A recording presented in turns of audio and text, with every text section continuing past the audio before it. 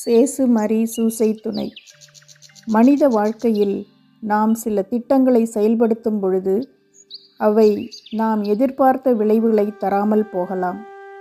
அப்படிப்பட்ட நேரத்தில் இறைவன் நமக்கு நன்மை செய்யவில்லை, அவரது திட்டங்கள் சரியில்லை, எனக்கு கெடுதல் செய்துவிட்டார் என்று சொல்வோமானால் நம் புரிதலும் அறிவும் அவ்வளவே.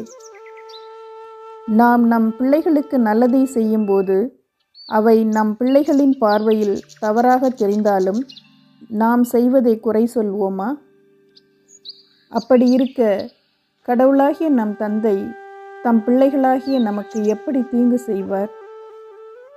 எனவே மகிழ்வான தருணத்தில் அந்நேரத்தை நன்றியோடு நினைத்து இறைவனுக்கு நன்றியுடையவர்களாயிருப்போம்.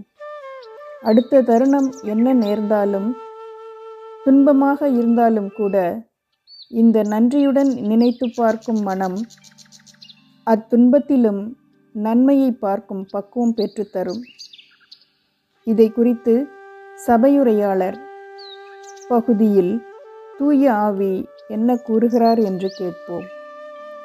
சபையுரையாளர் அதிகாரம் 7, இறைவசனங்கள் 13, 14.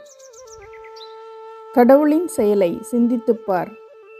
அவர் கோணலாக்கினதை நேராக்க யாரால் இயலும்?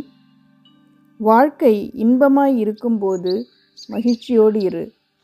துன்பம் வரும்போது நீ நினைவில் கொள்ள வேண்டியது, அடுத்து என்ன நடக்கும் என்பதை நீ தெரிந்து கொள்ளா வண்ணம் கடவுள் இன்பத்தையும் துன்பத்தையும் மாறி மாறி வரவிடுகிறார்.